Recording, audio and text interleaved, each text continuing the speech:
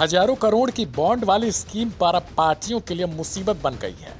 Supreme court के एक फैसले के बाद से पार्टियों में गहमा गहमी बनी हुई है। लेकिन आज जानेंगे कि आखिर किस पार्टी को कितने करोड़ का चुनावी बॉन्ड मिलता रहा है।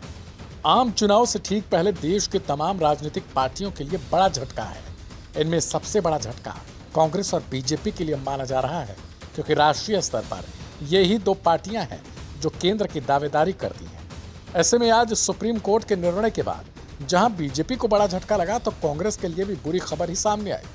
दरअसल सुप्रीम कोर्ट ने अपने फैसले में लोकतंत्र में सभी को जानने के हक को मद्देनजर रखते हुए पार्टियों को मिलने वाले चंदे के लिए सर्वसम्मति से एक फैसला दिया, जिसके मुताबिक चुनावी बॉन्ड पर रोक लगा दी गई है। साथ ही ये रोक तब तक के लिए है जब तक सरकार फिर से फाइनल न कर दे कि ये सभी बॉन्ड पब्लिक डोमेन में उपलब्ध होंगे। यानी साफ है कि पार्टियों को मिलने वाले हर रुपए का हिसाब एक आम आदमी के पास होगा। अब सवाल है कि किसको कितना चंदा मिलता था या पिछले रिकॉर्ड में किसे कितना मिला है। दरअसल अब तक के कानून के मुताबिक पार्टियों को 20,000 से कम की रकम वाले बॉन्ड की जानकारी नहीं देनी होती थी।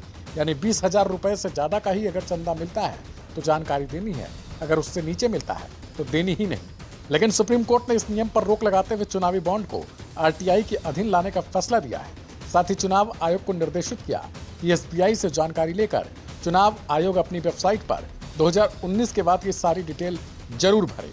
अब सवाल है किस पार्टी को सबसे ज्यादा चुनावी बॉन्ड का लाभ मिलता रहा है।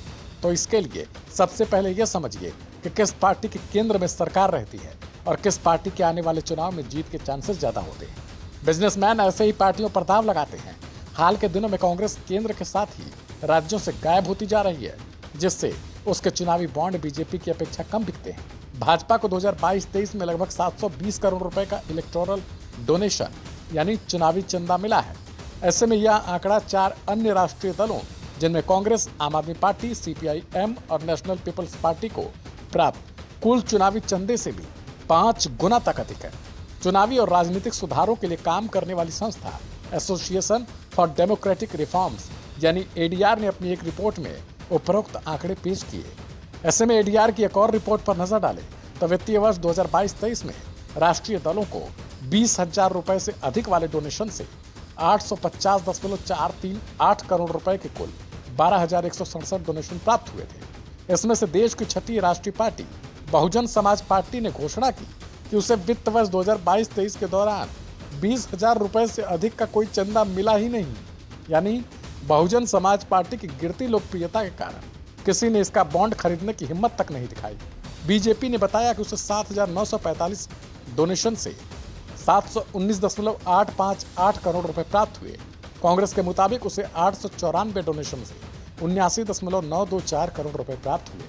एडीआर ने अपनी रिपोर्ट में यह भी बताया कि राष्ट्रीय पार्टियों को दिल्ली से कुल 276.202 करोड़ रुपए का चंदा मिला। इसके बाद गुजरात से 160 और महाराष्ट्र से 96 करोड़ से रुपए की रकम मिली है। यानी साफ है कि अब सुप्रीम हंटर चलने के बाद इन पार्टियों के लिए तो बुरी खबर होगी ही। देखना होगा कि इसे लेकर आगे क्या कुछ होता है। इस खबर को लेकर आपकी क्या राय है उसे कमेंट करें, अपने के साथ शेयर करें और सब्सक्राइब करें वन इंडिया हिंदी।